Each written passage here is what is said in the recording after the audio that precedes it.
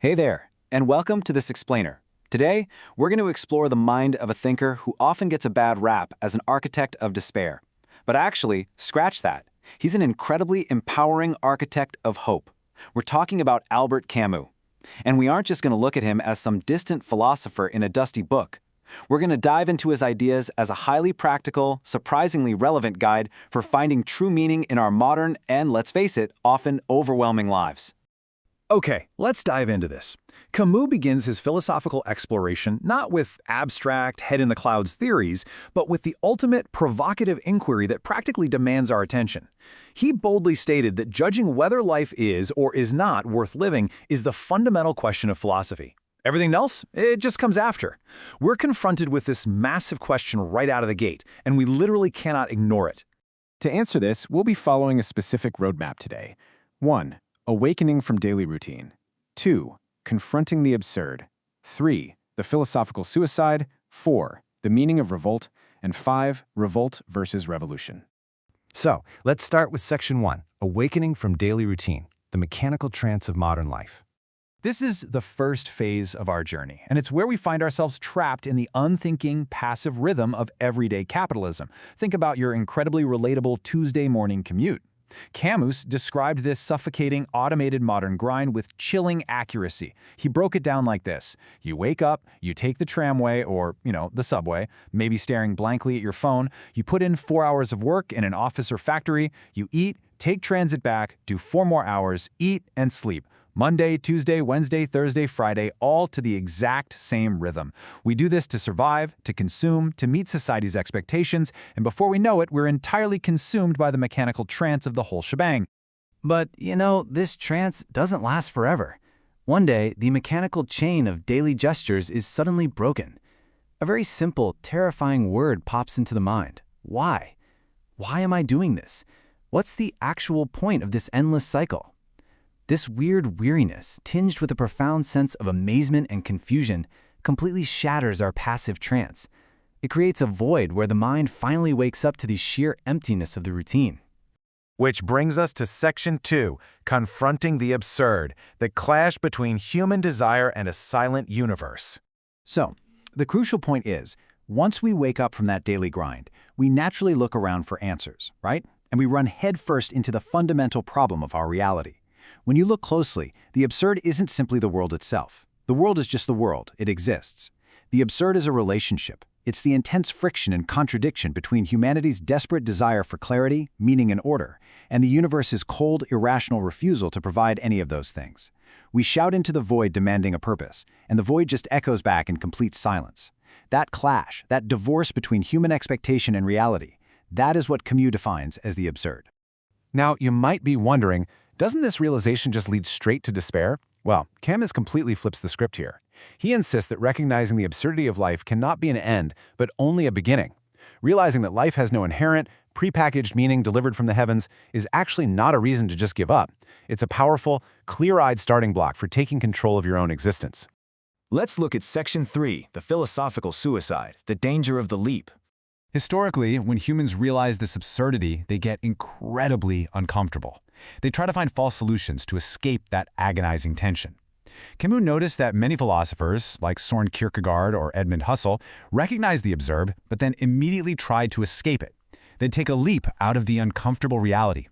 Kierkegaard leaped into religious faith and the hope for an afterlife, basically relying on a divine safety net. Husserl leaped into absolute rationalism, believing human logic could conquer absolutely everything. Camus harshly critiques these leaps. He calls them philosophical suicide. Why? Because you're evading the conflict. You're essentially destroying human reason to embrace an illusion just so you can feel safe. Camus' stance is unapologetic and incredibly bold. He argues we must completely reject the leap. We have to stay in the tension. We must live and think with this tear in our reality, absolutely refusing to mask the evidence of the absurd with comforting dogmas, absolute ideologies, or religion. It takes immense courage to look at the universe's silence without blinking, but for Camus, this is quite literally the only way to remain truly free and truly human. Moving on to Section 4, the meaning of revolt, from isolation to collective action. Once you accept the absurd as an individual, you realize something profound. You aren't alone in this suffering. And this brilliantly illustrates a fascinating flip of a famous phrase. Instead of Descartes' famous, "I think, therefore I am," Camus suggests something else entirely. "I rebel, therefore we are." He shows us how personal suffering transforms into collective human solidarity. When you rebel against the absurdity and unfairness of the world, you suddenly realize that all of humanity shares this exact same struggle. Your isolated pain becomes a collective foundation. Let's break down the anatomy of this revolt. This human-centric moral compass functions as a bottom-up movement of collective solidarity. First, it overcomes individualism and isolation. Second, it says no to oppression. It draws a hard line in the sand and says this far and no further. But crucially, by saying no to oppression, it simultaneously says yes to universal human dignity. It proves that we have inherent worth. And finally, it creates moral values entirely from within ourselves, built on solidarity rather than relying on top-down, dogmatic rules. Which leads us to our final stop, Section 5, Revolt versus Revolution, the battle of political methods. Now, what's really interesting here is the stark political contrast that defined the mid-20th century. This actually caused Camus to have a massive falling out with other prominent intellectuals of his time, like Jean-Paul Sartre.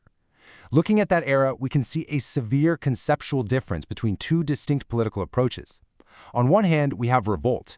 It's bottom-up, it seeks relative, achievable justice, it fundamentally respects human life above all else, and it heavily focuses on ensuring the means are just. On the other hand, we have Revolution. This is top-down, it seeks an absolute utopian justice, it historically justifies murder and violence as necessary tools, and it focuses entirely on the end goal, no matter the cost. Camus launched a blistering critique of 20th century political revolutions. He observed that whether they came from the extreme left or the extreme right, these revolutions project absolute utopian goals into history. And because the goal is considered absolute, well, any action to achieve it is supposedly justified. Ultimately, this logic leads straight to state terrorism, sacrificing actual human lives for the sake of a rigid ideology. Humans simply become disposable means to a utopian end, which Camus found completely and morally abhorrent. So what is Camus' alternative? He calls it the Pensée de Midi, or the Mediterranean spirit.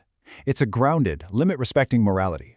It explicitly chooses nature and human life over any rigid historical doctrine. It embraces moderation and recognizes human limits, rather than trying to play God.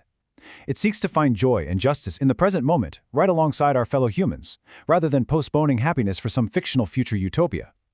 Ultimately, this spirit acts as a constant moral warning, a built-in check against both the numbing daily grind and the terrifying zeal of ideological fanaticism. We've journeyed from the suffocating routine of the morning commute, through the silent void of the absurd, and arrived at the powerful, life-affirming force of human rebellion and solidarity. So I leave you with this final thought to apply as your own everyday moral compass. In a world constantly demanding that you either passively serve the daily grind or blindly surrender to an absolute ideology, will you take the leap to escape, or will you find the courage to stay in the tension, stand with your fellow humans, and rebel?